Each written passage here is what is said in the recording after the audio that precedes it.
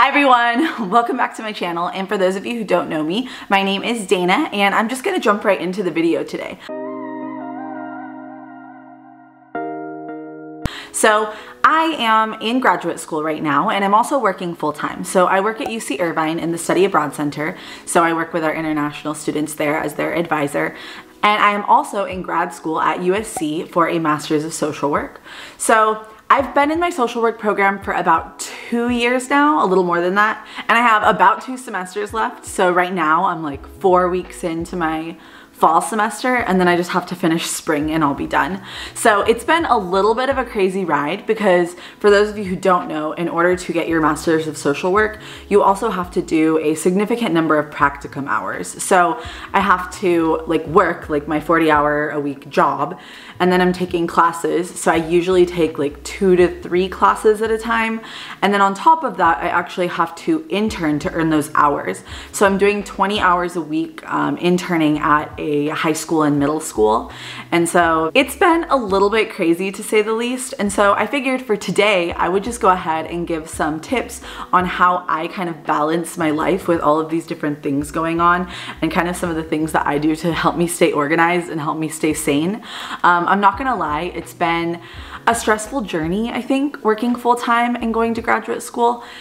It's been a learning experience, and I think I've learned a lot about myself and a lot about how to manage stress, and I'm still learning. I feel like, you know, even with this semester being totally virtual because of, you know, what's going on with the world, I feel like I'm still learning how to balance and how to manage my time. I'm not an expert in this, but I figured, you know, for those of you who maybe are thinking about going to graduate school, who maybe do have to work full-time, some of this could be helpful. So the first thing that I would have for you is to keep a calendar. So I'll show you guys a little picture of my calendar right here.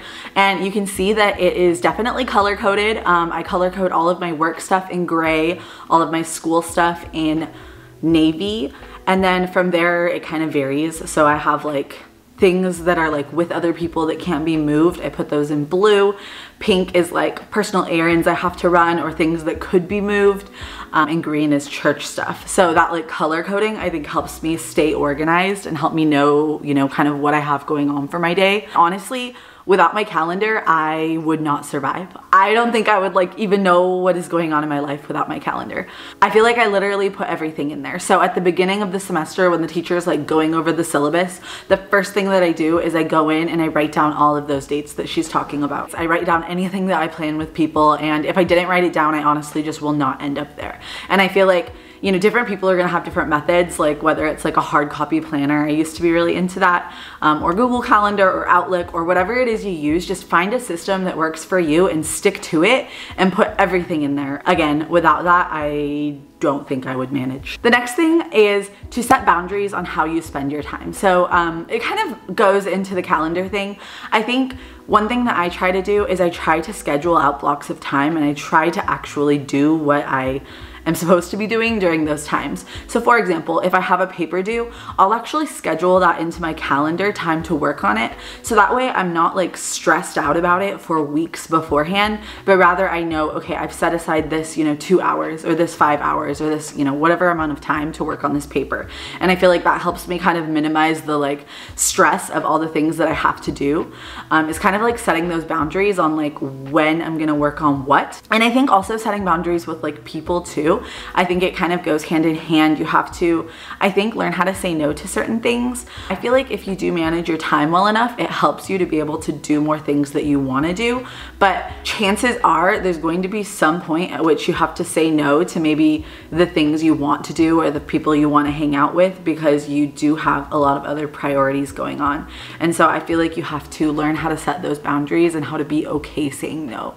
For me, that's something I really struggle with. I always want to say yes to everything. I want to be there for everything. I have major FOMO. I love to be a part of things and seeing people, and I'm very extroverted, and so I love that. And also I feel like when no one around me is in grad school, it can feel a little bit isolated and feeling oh, but I have to you know, work on this paper while people are watching a movie next to me. You know, you have to come to terms with this is your life for this portion of your life, and so you have to kind of set those boundaries and those, you know, time frames, knowing that that's part of your life right now. Okay, next up is not to neglect self-care. So I feel like this is something at the beginning of my grad school program where I was really fortunate. USC's program is great in that they set you up with like a personal counselor. And in the beginning of the program, this counselor calls you, I wanna say it was like every week or every other week, just checking in on like how I was doing, how my mental health was, if I had a support system. And they would always ask me about my self-care. And I think for me in the beginning, it was a little bit like, yeah, I'm like fine, like no need to worry about it. But I feel like as I like spent time in the program, and I think especially after I started my internship where I was like really stretched for time, I think I started realizing the importance of this and how this can look different for everyone.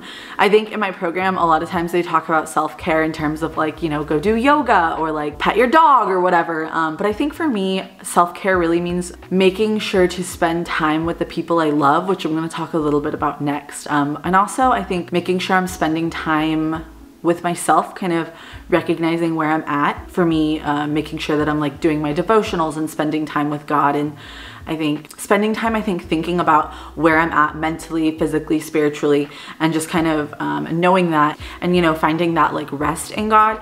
And I think that that is something that I'm still working on. You know, it kind of depends on where I'm at, but I do think for me as part of that like self-care part of it, where I feel like I really do have to prioritize those things. Otherwise, I just feel like I'm going crazy. Figure out whatever it is that is self-care for you and make sure to do that and schedule it into your planner. I think that's something that was really important for me, was scheduling my like devotional time in there, or scheduling the time that I was gonna journal into my calendar, and not like letting that time get overrun. Because I think sometimes it's easy to be like, okay, well I also have a paper to work on, so I'll just cut into that like self-care time. But don't do that. Put that self-care time in your calendar and don't move it. It's important. It's just as important as the paper that you have to do. And so, you know, make sure that you're making time for that and making time for yourself as well. So like I said, the next one I was going to go into is maintaining your relationships. So I do think that while it can be really hard to maintain relationships during grad school, I think it's so important. It's so easy to get caught up in I have to work, I have to intern, I have to do homework and all of that. But I feel like if you're not maintaining those close relationships, you're gonna end your program and you're not gonna actually have any of those supports left at the end of it. And so I would really highly encourage you, find some way to prioritize those relationships. Even if it means, you know, asking someone to go out for coffee while you work on your paper and they read or play video games or whatever it is they wanna do, figure out some way to just make sure that you're, I think, spending time with the people you love, but also letting them know that you care and that you're there. And while you are stretched for time during this season of life, you do care about them. I don't know, another thing that I do with people maybe I can't see as much is I'll just like Venmo them $5 for a coffee to show them, you know, I'm thinking about you, I care about you. Just make sure to maintain those relationships. And also I think seek support in those relationships. I feel like, you know, let yourself be open and honest about where you are with the people that are closest to you. If you're feeling stressed out and overwhelmed, let them know. And I feel like they, even if they're not in grad school, can be a support for you and can kind of help you work through that. It's just so important to have those. Otherwise, you're gonna feel just isolated, you're gonna feel alone. So, you know, find your community and build those relationships and maintain them even when it feels like it's hard.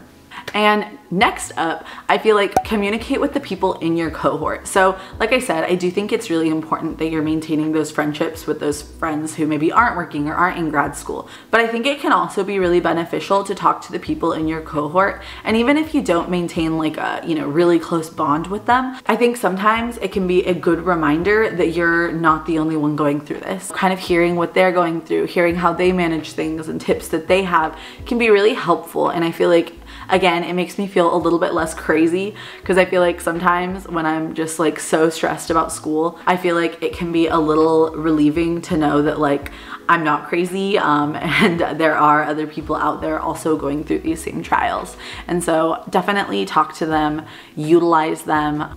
And the last tip that I have for you is just to be kind to yourself. I think recognize that what you're doing, going to school while working full time, or any amount of time really, is hard. It's not easy. I feel like I went into this program telling myself like, I know it's not gonna be easy, but it's only 3 years, like I can get through it, I can do it, I can handle anything for 3 years and then I'll be out.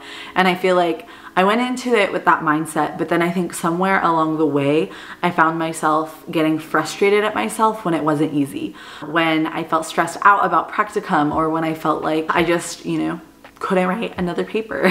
I feel like I got frustrated at myself and I was like, why am I not able to like manage and balance this in the way that I want to? And I think I had to take a step back and acknowledge that it's okay if I feel stressed out about it. And it's okay that it feels like a lot, because it is a lot. It's a lot to take on. It's a lot of like hours in your week that you're devoting towards something. And I feel like that acknowledgement and that, I think, kindness towards yourself is really important. And again, I think in those moments, utilize the supports you have around you, utilize your self-care methods. Just remember that people are there for you. Yeah, I think that's pretty much all I have for today. I don't know if this was helpful to you, but I hope it was. And if you have any questions about my kind of journey of going through school, going through work, all of that, feel free to leave them in the comments down below. And I hope you guys have a wonderful rest of your week. Make sure to like, comment, subscribe. It really helps out my channel. And thank you guys so much for watching. Bye.